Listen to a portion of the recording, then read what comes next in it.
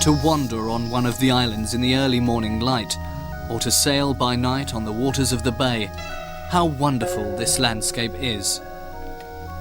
The words of a Vietnamese king in the 13th century, profoundly impressed by the bizarre island world of Ha Long Bay.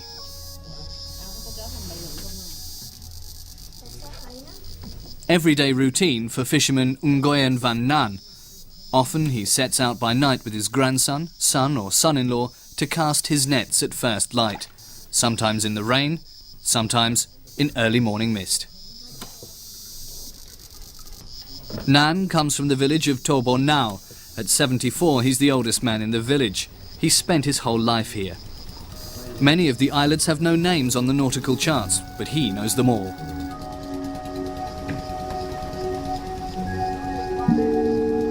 Saddle is the name the fisherfolk give to one of the islands, simply because it looks like one. There's another called Chopstick, or sometimes Stylus.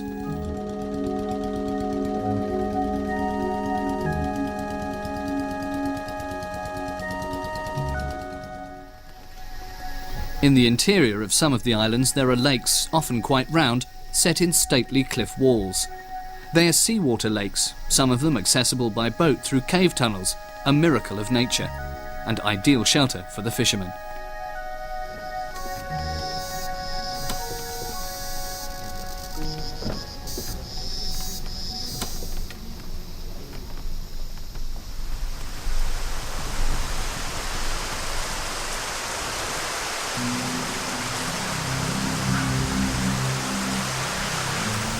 When the rain becomes too heavy and gusts of wind whip up the waves, or worse still, a typhoon blows up from the South China Sea, the fishermen seek the shelter of the islands.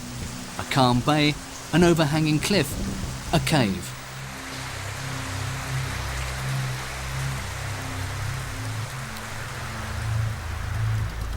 Old Nan and his people preferred this cave, even when all they want is to take a break. It's called Hang Trong. Trong means open to both sides.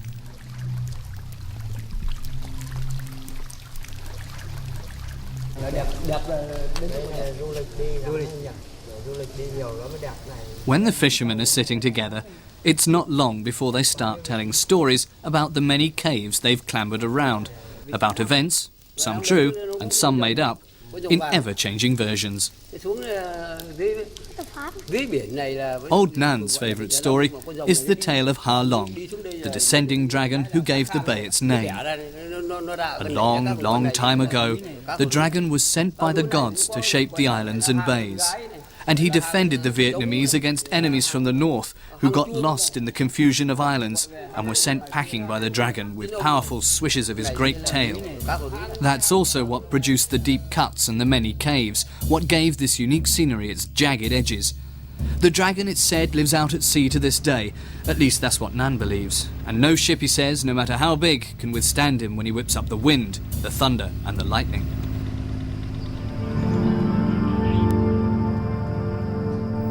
There are 2,500 islands in Ha Long Bay, an ancient geological formation in the north of Vietnam. They're the remains of limestone beds laid down 300 million years ago. They remained even when the Vietnamese mainland was raised from the sea much later. Over a period of millions of years, the limestone formations took on grotesque shapes. The sea level rose and fell as warm periods and ice ages came and went. The wind and the waves played their part, and so these bizarre shapes really do look like the work of some ancient beast of fable.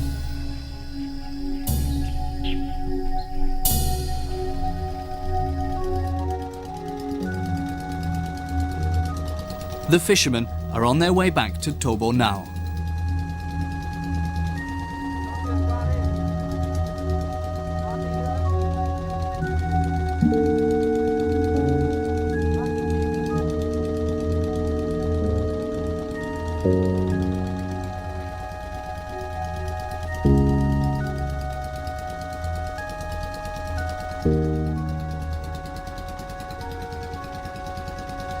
They have to round just one more rocky promontory, and then they're home. To Bo Nao is a small fishing village, but no ordinary one. It has no harbour and no road running along the shore. Indeed, it has no roads at all. Tobo now is one of the floating villages of Halong Bay. 300 villagers live in these watery settlements on boats with bamboo roofs or in floating houses. Some are boat people here, uprooted Vietnamese refugees who've returned to their homeland. Most, though, are long-established resident fisherfolk. Nan's family has been here for 4 generations.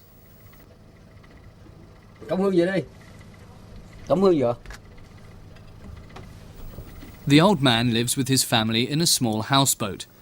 It has an altar to their ancestors, a bit of storage space and a few square metres of living space, half covered, which also serves as kitchen and bedroom. That is their entire kingdom. Nan remembers how several times they've been urged to leave their floating village beneath its sheltering cliff and settle on dry land. The last occasion was when Halong Bay was declared a protected World Heritage Site. But they chose to stay on their ancestral waters. These days their presence is tolerated. After all, their local knowledge and experience are useful to the environmental protection authorities. The floating villages are always in well-protected bays, and they're never far from large caves into which the villagers can withdraw when a typhoon threatens.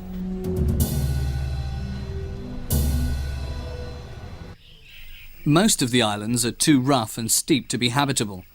Since Halong Bay was declared a World Heritage Site, there's been a general ban on settlements and construction. As a result, the flora and fauna can develop undisturbed. The biodiversity is nothing less than luxuriant. It's ideal territory too for numerous tropical land and seabirds: herons, pheasants, parrots and eagles.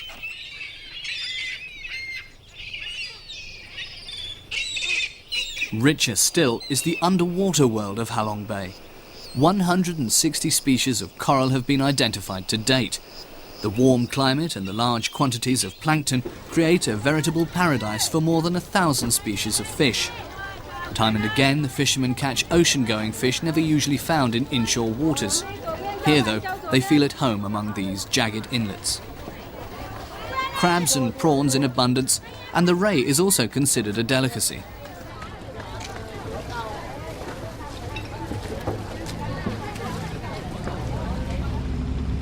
And yet, this biodiversity is threatened. Major shipping routes run straight through the island group, while the coast is lined with industrial cities. And there's something else too: coal. For the fisherfolk of Tobo now, this is an alien, polluted world. Since the end of the 19th century, when the French arrived as colonial masters, huge quantities of coal have been removed from open-cast mines, 7 million tonnes a year. For 100 years, environmental protection was not an issue, and the edges of the bay were polluted by a slurry of coal dust and effluent. Today, a start is being made on proper waste management. The coastal towns are beginning to build sewage treatment facilities, not least because of the growing numbers of tourists. A first step towards preserving this piece of world heritage.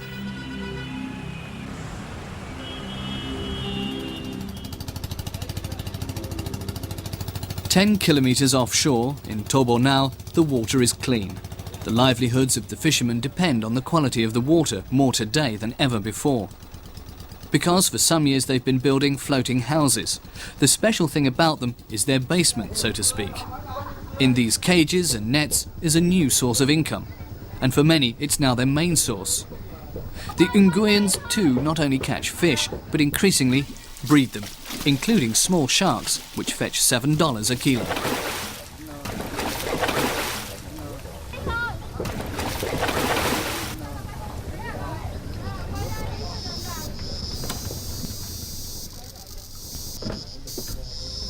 And there's something else new. Around midday, boats arrive with day trippers. Since Vietnam opened up to the outside world and Halong Bay was declared a World Heritage Site, the number of visitors has exploded. It's now past the 1 million mark. More and more foreigners are coming, especially from neighbouring China. 10 to 20 boats a day moor at Sung Sut Cave not far from the village, a grotto of truly cathedral dimensions, one of the great tourist attractions of Halong Bay. And what would Halong Bay be without the image of gently gliding junks which adorns every tourist brochure? Until a few years ago, they were still numerous. but most have been scrapped as part of a process of modernisation and mechanisation. They disappeared almost overnight. They've gone. The big red sails are only hoisted on a few upmarket examples preserved for the tourists.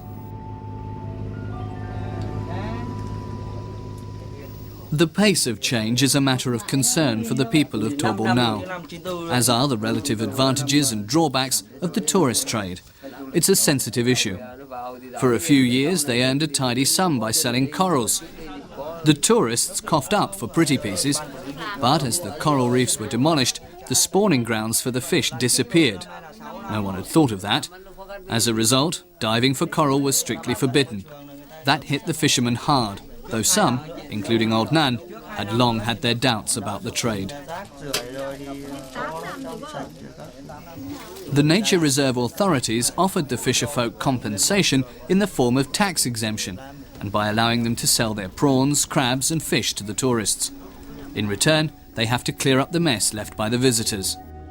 The fisherfolk have realised that they need to protect the foundation of their livelihood in order to preserve this unique island world in that archaic beauty which was praised in verse by a 15th century Vietnamese king. Hundreds of currents flow round the mountains, scattered islands, a chessboard of the sea which is joined to the heavens.